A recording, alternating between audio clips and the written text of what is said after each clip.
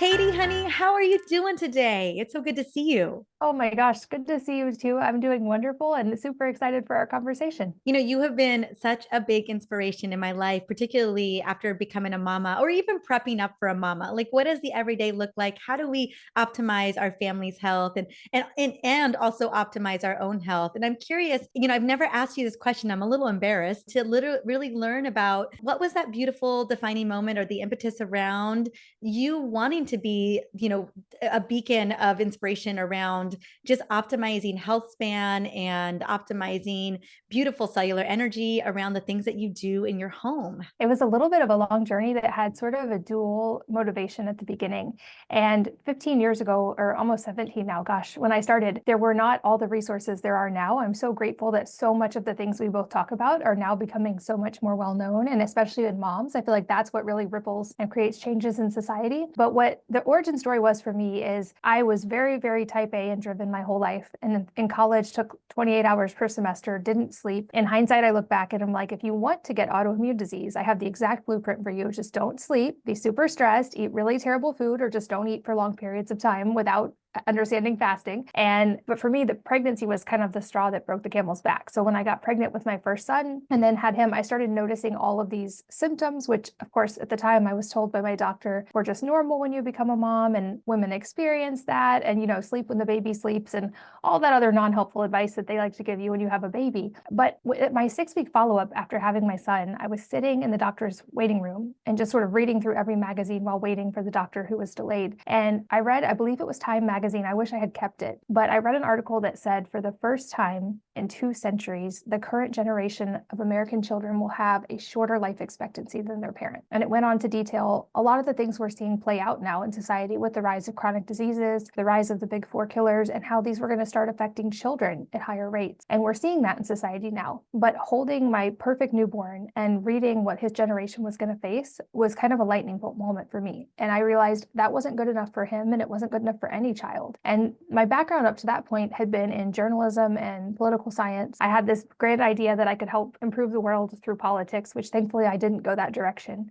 But it ignited this spark in me of realizing like this was, especially now that I was a mom, an area where information can make a tremendous difference. But even more so, if moms could make changes, that's what would change those statistics. That's what could reverse those trends. That's what could change the tide for our kids' generation. And so I was sort of dual purposing, trying to figure out what was wrong with me and also what could help my son have a healthy foundation and what could help other families. And with the background in journalism, my default was to learn by writing. So I would research and then compile into blog posts, hoping that other moms would find it and it could help them on the same path or have a shorter path than I did. And it took me on the personal side many years to get a diagnosis of Hashimoto's. And now I say I no longer have that because my labs are normal and I don't take medication. But that was a decade-long journey in and of itself. And that baby I held in the waiting room turns 18 in a couple months. And so it's been quite the wild ride since then. But that was kind of the origin of how I first became passionate about health. And in hindsight, it's so funny to look back and realize that until that point, I never considered that things like food impact you beyond the calories in them, or that the quality matters, or that there was this huge multivariate equation of the things we eat and drink and interact with in the world that can drastically impact our body. And then learning years later beyond that, our emotions, our inner landscape actually can impact the body physiologically in such a drastic way. And I'm very much still on that journey. And I love that through the internet, there's now a community of moms that get to go on the journey with me because I don't think we ever arrive, but I'm just very happy to be on that journey. Thank you so much for sharing. I remember that article as well. I was literally just talking to another expert about the lowered lifespan of that next generation and how it is playing out. I think you've probably had Dr. Elisa Song on your podcast, and I've had her. She's a dear, dear friend of mine that I get to, anytime something happens with my son Kingston, real quick, I'm like, are we good? Are we good? And so, with Elisa, I remember her sharing, I think a stat that just blew my mind, which is 1 in 5 children will have a chronic condition before they're 18 years old. And over 33% of our children have prediabetes between the ages of 12 and 19. And so, yeah, I mean, like you said, it's very much coming into our reality. And that's why the energy of this conversation today is really going to be focused on not only what we can be doing for ourselves, but also how does that translate to our families? Because a lot of women in this time of their lives are either, moms of children that are still at home, or moms of children that are leading kids out into the world, or maybe even grandmas that are like, I was talking to a friend of mine whose daughter just has a couple of younger children, and she was horrified to see that there was Fruit Loops in the house. You know what I'm saying? So it's just, we're working it out over, trying to figure out how to tend to our families. But before I dive into some of those things, I'd love for you to share a little bit about your Hashimoto's journey. And you could absolutely spend a little bit of time. It takes usually women about 7 years to get an official diagnosis. And then it's a whole lot of just get on a T3 synthroid or synthetic or T4 synthetic, and not really address the root cause of that low thyroid function. So I'd love to hear a little bit about your journey and kind of what were some of those aha moments as you were working to get yourself into remission. Absolutely. So it was a long road. It took many doctors and many years to even get that official first diagnosis. And I will be forever grateful to Dr. Christensen, who I actually met at a health and business event, who in conversation with him was able to pinpoint and say, I'm pretty certain you have Hashimoto's, but we can test and find out for sure. And that, at least then I knew there was a word that I could begin researching and working on, or at least it wasn't this ambiguous thing I was trying to solve anymore. But before that, for years, I had all those things that doctors say are just normal if you're a new mom, with the fatigue and being so tired that I would take a nap in front of the door of my house so my little kids could play but not run out in the street, and just overwhelming tiredness. I was having the hair loss, my eyebrows fell out from here over, and cold hands and feet, dry skin, all the symptoms you would commonly associate with something potentially with the thyroid. And with Alan, I was able to start making progress on the symptomology a lot. And I was also for a while taking medication because of my numbers. But I also got to a point where I have this firm belief now, I haven't always, that the body is infinitely capable of healing. And that at the end of the day, we are each our own primary healthcare provider, and we are each our own healer. And it's wonderful and helpful to work with practitioners in both of those areas that can help us on that journey. But I think it's really important to anchor ourselves in the driver's seat of the journey, because that gives us agency and power to create change and to let the body do what it knows how to do and is wired to do, which is to heal. And I don't think that by any means that means that everyone is going to resolve it to the point where they never take medication. And it's certainly not a judgment on anyone who is taking medication or supplements or anything that helps with that. I just had to learn slowly that my body was capable of healing, and I had to sort of become friends with my body again. I think after all of the years of thyroid issues and everything that goes with that and weight struggles, I had sort of dissociated and distanced myself from my body, or I had a lot of mistrust and anger and judgment of my body. And so I learned to slowly become friends with my body again. And even just the very basic things of paying attention to it and actually noticing bodily sensations and what I was feeling. And if there was tension or pain or digestive things, actually paying attention to that for the first time. And so I think for me, it kind of went in phases: the long phase of even getting to a diagnosis, and then the phase of using kind of conventional treatment or even naturopathic and functional medicine treatment that was available in that realm to try to work through the Hashimoto's. And then there was kind of the healing phase. And to me, healing is about finding all of your own individual pieces and then putting them together in the right puzzle so that your body can heal and resolve whatever's going on.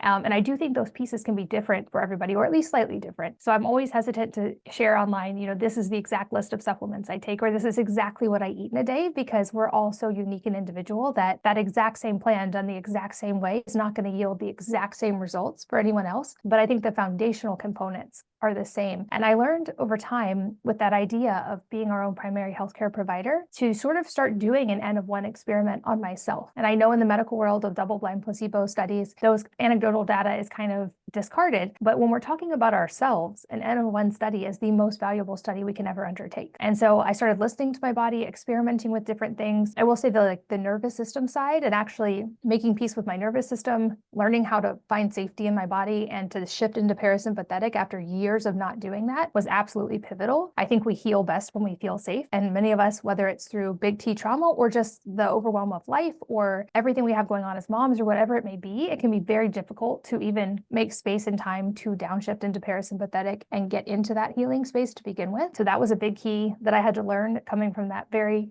type A background. And then of course, all of the foundational things, like I said, will be a little different for each person, but getting high quality nutrition in whatever you're choosing to eat, making sure you're hydrated. I think light is actually a tremendous component of this, and one that is a little bit of an uphill battle in the modern world because artificial light is so ubiquitous and we're not statistically getting enough time in natural light. And I know that can be a little bit of a controversial topic, but I saw huge changes in my energy levels even when I just started trying to line up my light patterns with nature. You probably have people on that talk about that many modern humans were essentially having nature deficit disorder. And so if something's going on in our body or something is not feeling right, that's at least one area to look at is, where am I out of alignment with nature? Where is my body confused because it's getting inputs that are foreign to the DNA that my body has? And of course, there's like many subtopics below that, but I'll stop there and see what direction you want to go. I love that. I do have a subtopic that I want to dive into, which is going to be nervous system regulation and the feeling of feeling safe. I was diagnosed with Haji's at the age of, I want to say it was 37. And it had been there. It had been there for a little while. Luckily, it didn't take me too long. I was actually in a mastermind with Dr. Christensen at the time. And I ran labs too. And I had a couple different friends who are functional doctors. We all kind of confirmed. We're like, oh, that like even my little, my mom used to call me Casper. Like they're kind of not even kind of fill them in, girl. They never really came back after that. And, looking back in the beautiful lesson that Hashimoto's brought to me was like, okay, I'm checking a lot of the boxes, eating, an autoimmune protocol or something similar, really reducing inflammation, getting outside in nature. There's a lot of things. And the one thing that kept coming up for me was like, this body of yours doesn't feel safe, And so that's been the biggest journey for me is, really nervous system regulation and really creating safety in my system. And I know that from what I understand, that's been a bit of a journey for you as well. And I would just love for you to share that journey and some of the things that are working for you and what you've learned along the way in helping to create safety in your body. I love this question. And I will say I also did a lot of somatic therapies and other therapies, and we can go into those if you want, but I'll start with the short list of things that I feel like are universally applicable to humans. And I think one that I was very slow to catch on to was paying attention to even the inner language I was using. So when it comes to safety, our body doesn't know the difference between essentially what's going on in our mind and what's going on in the world. Like if we're creating something in our mind, our body translates that and assumes it's real. So if our thoughts are essentially sending our body the signal that we're being chased by the metaphorical tiger, that's how it's going to respond, even if we're checking all the boxes on our obsessive list of things to do to be healthy. And in little ways too, I learned to shift my language to make sure I was giving my body good cues. So I stopped saying, I'm sick, or I stopped saying I have Hashimoto's and I started saying I am healing, or my body feels better every single day. And those are such little changes, but over time, my inner language, my default language caught up to that, and it changed my stress experience internally so much. But sort of the short list of biological things that I think are really profoundly helpful. I know there's so much talk about morning sunlight, and I won't go deep into that because I know those resources are there, but I do think it's really, really profoundly helpful to, as soon as possible after we wake up, to get the natural light of the sun on our skin as much as possible, and especially on our eyes. Not meaning we're looking directly at the sun, but that we are outside without glasses or contacts, without a window in the way, getting the light signals from nature that is daylight. And the studies on this are actually really incredible of how much that can impact our cortisol levels as well as our nighttime melatonin production. And we know sleep is massively impactful for healing.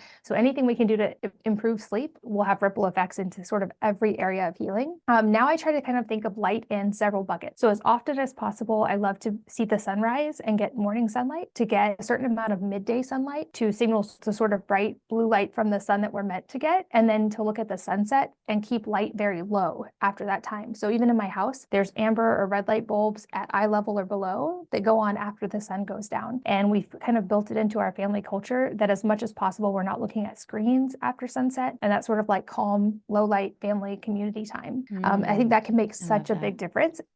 A random tip, there's an app called D-Minder that you can input where you live and your skin type, and it'll kind of give you a window of how much of that bright midday sun exposure you need, not just for vitamin D, but we know UV light is only 10% of the light from the sun. You're also getting infrared and red light and so much else. And so that kind of gives you a good amount to know, how do I get the right amount of sunlight without burning or kind of shifting into the harmful range? And that just helps. It feels very tangible for me. We also know that breath is the master switch of the nervous system. And many of us by default just are breathing very shallowly, breathing through our mouth most of the time. So there's the things you can do, like tape your mouth while you're sleeping so that you're nasal breathing while you're sleeping. But I find even just learning, even if it's setting reminders on your phone to pay attention to your breath and take slower breaths in and out the nose throughout the day, even a few times of doing that a day over time will shift your breathing pattern. And I've noticed when I'm consistent with that, my respiration rate at night goes down, my resting heart rate is lower, my stress feels less, and that's something that's free and available to all of us. And of course, there's infinite directions you can go if you want to get more complicated. Everything from box breathing to 4-7-8 breathing to specific breathwork practices, and I know there's great apps for that as well. But just understanding that sort of breath is the master control switch of the nervous system, and making that a daily practice can make a huge difference even in your cortisol levels. A little bit of an obscure one I don't hear talked about as much is there seems to be a really strong link between mobility and the nervous system. And I've seen this play out in athletes that I've worked with and in people who do mobility as their job. People with really good mobility and that make that a regular part of their lives typically see really good sleep and really good HRV. And since HRV at least gives us a little bit of insight into what's going on in our nervous system, I find this one really interesting.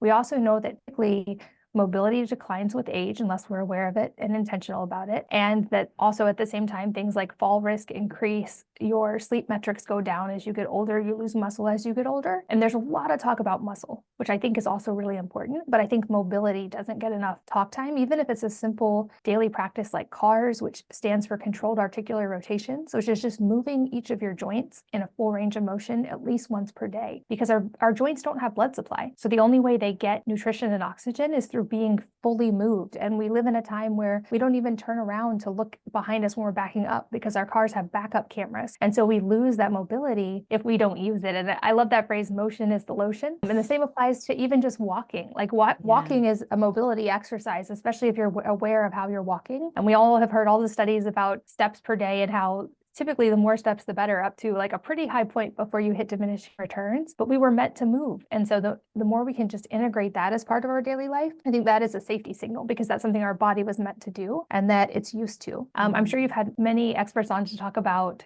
the nutrition side of this, so I won't get super detailed into that, but essentially the more safety signals we can send through hyper nourishing our body. I think in the conversation about calories and macros, that's the part that got lost a little bit. And if we think about the body feels safest when it knows it's being nourished. And that doesn't happen from just carbs, fat, and protein alone. That's also a micronutrient equation. And so the more nutrient dense foods we can eat from a variety of sources and in a balanced way, and not for women, especially in perimenopause, not over fasting. I think that there's a time and a place for fasting, but it needs to be done carefully and intentionally. But using nutrition to signal to our body resources are abundant. You have the building blocks you need to feel safe, to heal, to build tissue, all of the functions of the body. And then I have some simple little things that I just kind of have as daily reminders. Like I try to always consume protein before caffeine, which helps our stress response and our cortisol levels.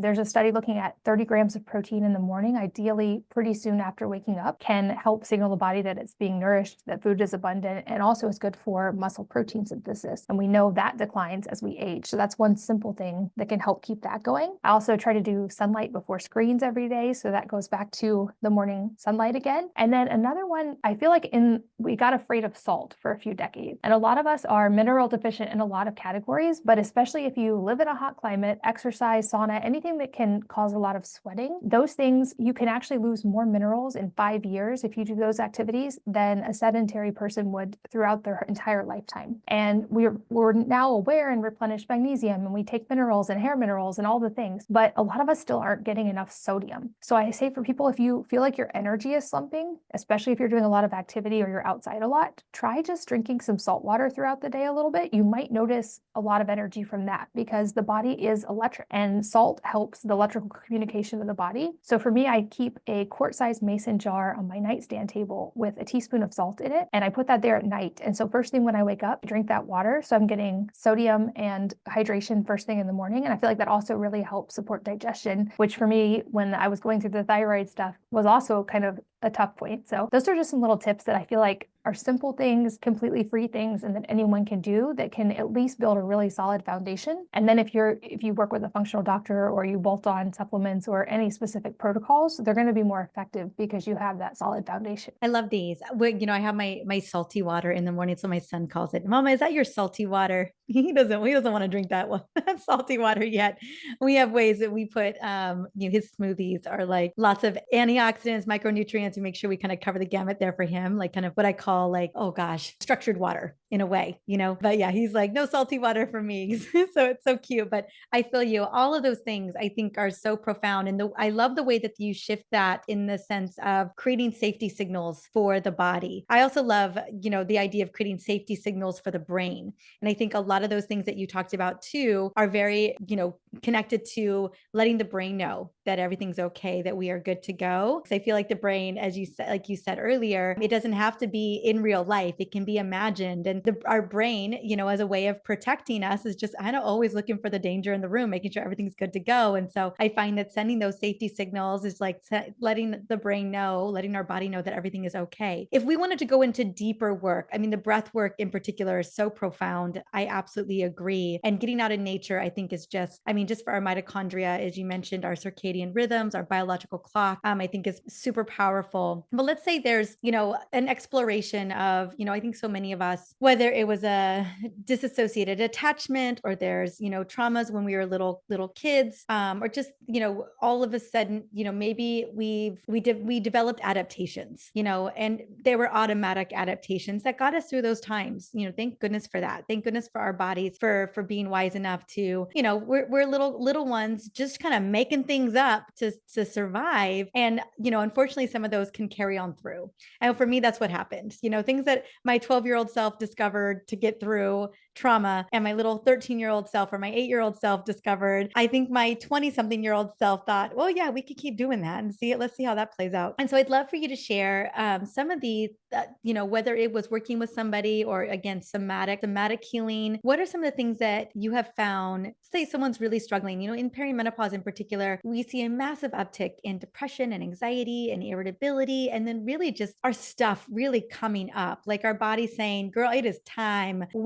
This gets to be front and center, right? And, it's in a time in our lives where we are really holding space for family. It's easy to kind of just still effort our way through or just kind of shove it back and not to our benefit by any means, often to our detriment. But I know that there's the body's calling, the body's kept that score, it's calling. And how can women really navigate and come from more a heart-centered place of healing so that they can come on the other side of this transition just feeling lighter, feeling more regulated in their bodies? I love that question. It does seem like perimenopause is like the amplifier. It's like all the things that you could like kind of keep down before. It's like, nope, we're here now. And I also think it's funny that nature often it lines up that a mom is going through perimenopause right when she has teenagers, depending on how old her kids are. And so like that also can amplify a lot. But I love this question because this was my missing piece for so many years. I was doing all of the physical things, working with all of the doctors, had literal spreadsheets of the supplements I was taking and all the daily healing practices I was doing,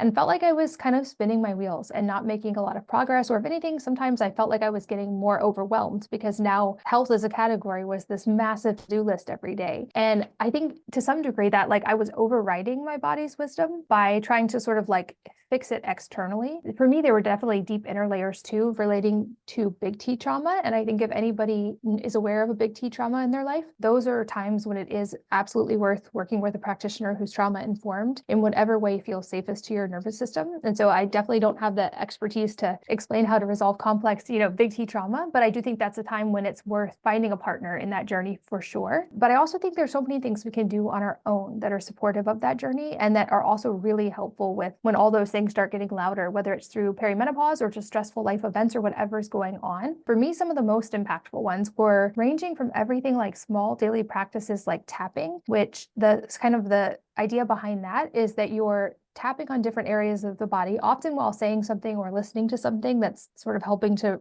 reprogram the nervous system and the brain response. But the tapping is on acupressure points. And there's thoughts that that can help sort of the parasympathetic, sympathetic shift and to be able to do that more fluidly. For me, that was also just a tangible pattern interrupt. And it was a practice I could do that was like helping me reconnect my thoughts to my body. I think, like you said, for women, especially when we're, managing everything and taking care of everyone, it's easy to like get in that pattern of overriding what our own body is saying. And I don't know if other women experience this too, but I felt like as a mom, I would often even feel selfish if I was trying to focus on myself or what I needed, because there were so many other people who needed things from me. And we know that statistically, like us as women, taking care of ourselves is actually one of the best gifts we can give to our kids, not just because they pay more attention to what we do than what we say, but also because that energetically ripples. I think women set the nervous system tone for the whole house. So not only as taking care of ourselves not selfish, it's actually one of the greatest gifts we can give to our children. There's so many different thoughts when it comes to what type of therapy. And I do think this is a little bit individual and finding the one that's going to work best for you. Some of the ones that worked best for me were actually things like hypnosis. I did a lot of somatic work because I was so detached from my body. I think depending on where someone's coming from and the reasons that they're experiencing those things, you want to research them first and make sure that they're not going to make it worse. I also think it's possible to, when we start working on things, to shift and let that become our identity. So I've seen people kind of like let trauma become their story or their identity, which makes it then hard to let go of because now it's part of your story. So I think just keeping that focus that it's a thing that you're moving through, that you're integrating, that you're improving from. But I think of the quote, I believe it was Carl Jung who said, until we make the unconscious conscious, it will rule our life and we will call it fate. And I think that is what shows up for a lot of us in those patterns that repeat from when we were children. And I think also it's like no matter how many cognitive tools we can put in place and how much we can learn, when those big emotions show up or we're feeling depressed or anxious or overwhelmed, we're often not the age that we biologically are or chronologically are. We might be regressing to a 4-year-old nervous system or an 8-year-old nervous system. And at that age, we didn't have those tools and we're living in the emotional experience of that. And so all the logic and textbooks and practices in the world cognitively aren't going to take us out of that emotional experience until we look at the emotional side. I know people like Byron Katie, she has something called the work, which I think can be really helpful. And it's actually a journaling practice. But one thing I like to add on to that. So one of her pieces of advice is to ask when you're feeling something, is this true? And then to go through a process of what else could be true. What would it feel like if the opposite were true? But I find it's also really helpful to ask, when was this true? And to kind of like figure out, when did this pattern start coming up for me in the first place? Where was it created?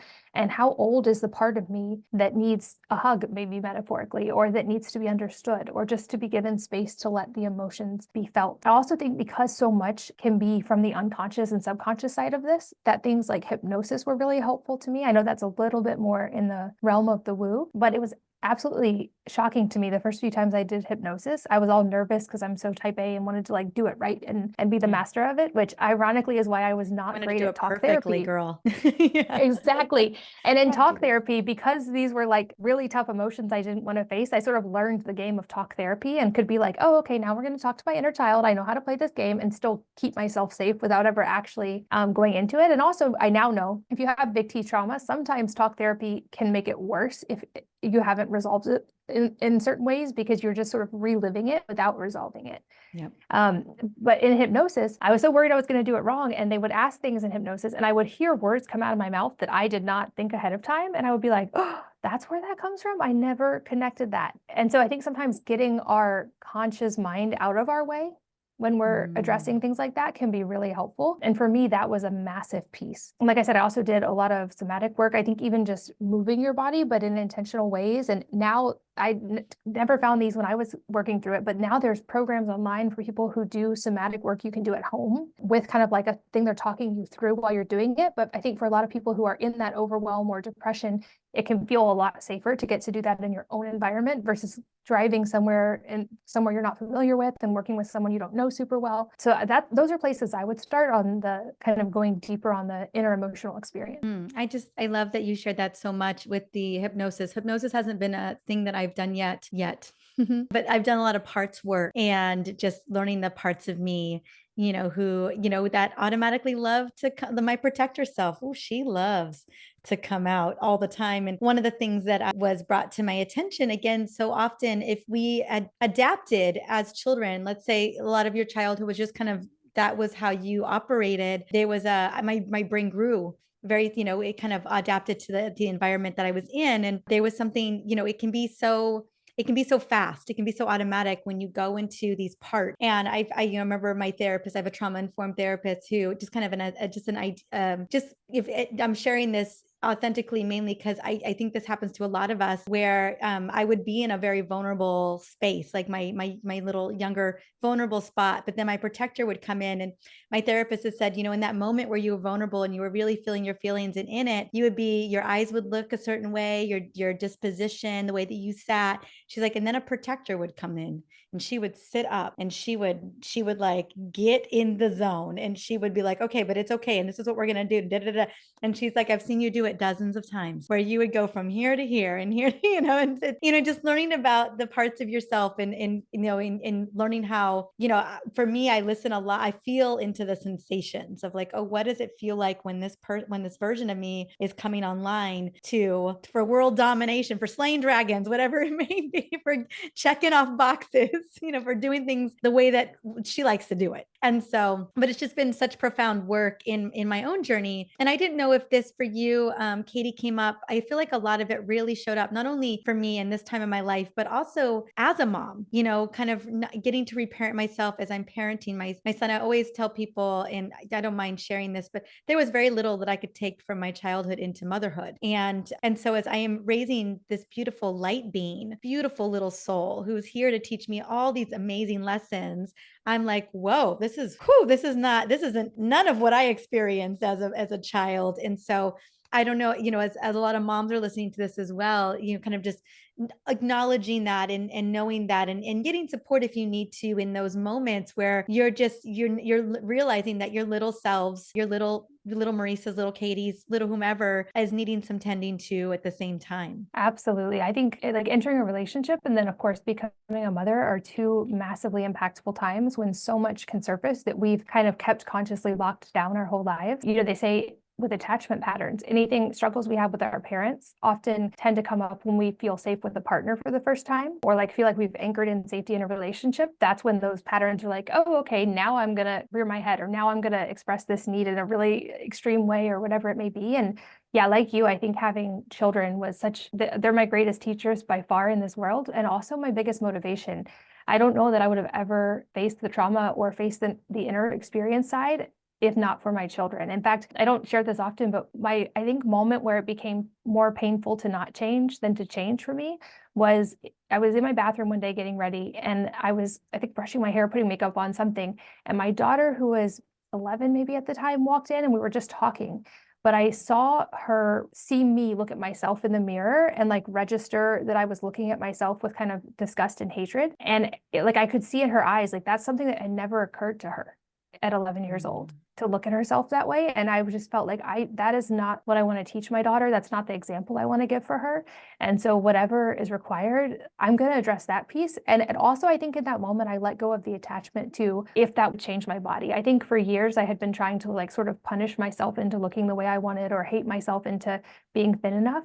And I think letting go of that and being willing to face the inner experience, so I didn't pass that to my children, actually, ironically, is what let the physical stuff start to resolve as well. From the mom side, one tip I'll give that is also free and super simple to try, and I couldn't do it at first, but it's like a double tap with your hand. So if people are watching on video, I'll try to do it without being loud, but you tap each hand with your other fist twice at a time. And so if a big emotion comes up, say you're feeling overwhelmed, you could say, even though I'm feeling overwhelmed in this moment, I love and accept myself. And when you're tapping the whole time. And I love and accept myself when I now choose. And then whatever you are stepping into, or whatever experience you want to choose, whether it's to be calm, to be like at peace, to be loving. The first time a therapist had me do this, I could not make those words come out my mouth. I could not say, I love and accept myself. It was like my throat just caught. And I was like, oh, wow. Like this is a whole, like, I didn't realize how deep some of this stuff was. And that sounds like such a simple practice, but I found like that because it's a body and mind at the same time thing, and the like alternating sides of the body, it's like it helped my nervous system over time to like integrate and let go, and to like for those things to eventually feel true. And around that time, I found the quote. It said, I I said to my body, I want to be your friend. And it took a deep breath and said, I've been waiting our whole life for this. And I felt like that was the inner journey I got to go on, and that hopefully I get to leave a better legacy for my daughters than the one I saw her register in the mirror that day. That's so powerful. Thank you so much for sharing that. One of my last questions I have is, not only is it important for us to regulate ourselves, but also teach our children. I remember a lot of dismissal, a lot of gaslighting growing up. I didn't trust my body. I didn't trust what I felt. Because everyone was like, "It's fine." you know, you're okay. Just get up, just deal with whatever. I mean, even as an adult, I'll never forget, I was in a very abusive relationship, a domestic abusive relationship. And, you never think you would find yourself in that situation. And one day was particularly bad, and the cops were called. And I remember calling my mom, and she had the doors on it was my house. And so the doors on the locks were changed. This is when I was in my early 20s. I think it was 23 or something like that. And then she took a flight she lived in Southern California. I was in Northern California, up to Northern California to come in. So I picked her up, and I think it was the same day. I think she had got there pretty quickly. And he was living with me, this gentleman, this guy, and we had to get him out of my house. And so my mom was coming to move all of his stuff out, just basically throw it on the side, basically throw it on the sidewalk. The stuff was it was going to be out of my house. And I remember I picked her up, and no means to call her out, but just, I know her trauma was playing out too. And I remember just finally breaking down. And my mom said to me, she's like, "We do not have time for this. There's no time for this right now. Like, we are here to pick up boxes, to pack up his stuff, and to move it on." And that was very much the talk track of my life, of just like, suck it up. Right now, we're doing the needful. Like, we're doing the things that need to get done. Like, I don't know if there was ever supposed to be a time for me to process this abuse, but like, it was definitely not right then, in this moment where I was like breaking down, because my mom showed up. And I remember, oh my gosh. And, even in my relationship, in the beginning of my partnership, that was very much my languaging of like, oh, there's no time for these emotions. Like, we got to keep it. Let's just talk this through, and let's keep it moving. And so now that I'm a mom, and obviously even before that, I realized that was not the way. And teaching our children because I think a lot of us have had, some experiences like that, maybe even as a child, of just like, brush it off and keep it going. How have you supported your children in understanding and feeling and regulating their emotions in those moments? Because gosh knows, childhood, whew. So, I mean, we have a little 3-year-old in the house, and so he is having some moments, and so I'm really co-regulating with him a lot, and it's been such a beautiful gift. So I was just curious how that's played out for you. Yeah, I love this. And I think the beauty is, like, babies are born amazing nervous system regulators. Like, they make noise when they're uncomfortable. They want to eat when they're hungry. Like, they are deeply in touch with their body and what they need. And I think, like you explained so perfectly, like, we get trained out of that in various ways. And it's not often, it doesn't have to be a big, massive event in childhood that trains us out of that. It's actually the, like, death by 1,000 paper cuts of the times our feelings are diminished, or we're told not to cry, or we're told it's okay when we're not feeling okay. I know for me, actually, one of my earliest childhood memories was being in my crib. So I was under 1.5 years old. And I will say my parents are phenomenal. I love them, but they're both hard of hearing. So I was crying in my crib, and they couldn't hear me. So this was not their fault of them not responding, but they just simply couldn't hear me. And I remember feeling in that moment, like, kind of like, no one is coming to save me. Like, no one is coming.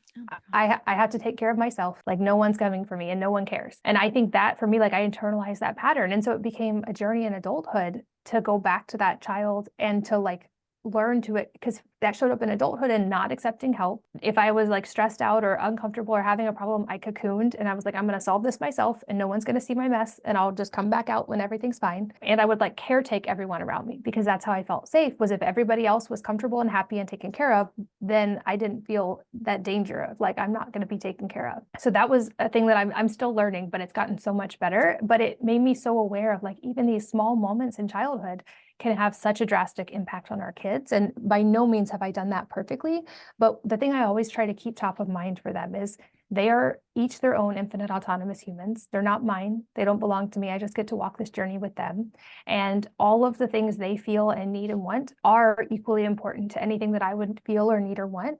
And so And of course, our kids can also be our biggest triggers, especially if we had things in our childhood that were tough. At those same ages, it's like they're perfect amplifiers of those things that we felt and that weren't acknowledged. And it can be a tough nervous system experience for us if we had needs that weren't met and we're meeting them for our kids. Our inner child can still feel that like kind of that resistance of like, I didn't get to have that feeling of that need met. But of course, we love our kids. And so we're meeting that need for them. But it's important to also acknowledge in ourselves and to like sort of reparent ourselves through parenting our children rather than like emotionally, like kind of trying to turn our kids into like partners or parents or people we emotionally lean on. But I think it's also because it's the small things that can create those patterns. It's also the small things that can help create the really solid foundation. And that the good news is we don't have to do it perfectly in order for them to have an amazing foundation of this. It's more the intentionality we bring to it. And so whether it's when in an interaction with them, if I start feeling triggered, just shifting that mindset from whatever they're doing being a problem to it, oh, it's teaching me something where I still have something in me that's unresolved. And then taking ownership for that part. And it's also learning to regulate our nervous system so that we can show up as the calm when they're having their perfectly normal childhood storms that come and go. And then also, I think just the little tiny things, like little language of like, if they're out exploring the world, instead of saying, oh, be careful, and kind of giving them the insight that like the world is scary and you should avoid it. Like if they're climbing a tree and I think they're too high, I'll say, what's your plan? Because hopefully that's then kind of planting that seed of, do I have a plan? It would be good to think of a plan before I climb a tree or whatever it may be. Or if they're crying, instead of saying it's okay, like I know that's we mean that to be comforting, but to say like, can you tell me how you're feeling? Or I love saying like, where are you feeling that in your body? And even kids are so aware, asking them, what color is it? What shape is it? What does it look like? And then having them imagine like, well, can you imagine in your mind picking it up with your hand and throwing it away and letting it out of your body? And like, I feel like kids respond so quickly. Even things like temper tantrums. We tend to like want them to not have temper tantrums because they're disruptive, especially in public. But in one of the therapies I did, they actually had me do rage therapy because I was sexually assaulted in high school and I locked down my feelings after that. It took me years to realize I locked down. I never wanted to feel helpless again. So I was going to create all these elaborate safety structures in my life so that I would never feel helpless again. But as a result of locking down those emotions, for 16 years, I didn't cry. I didn't yell. Even with 6 kids, I have never yelled at them. And it wasn't because that was coming from some like enlightened, calm place. It was because I had locked down my emotions. So I did rage therapy and they wanted me to yell. And the first time I was like, like I couldn't make myself yell.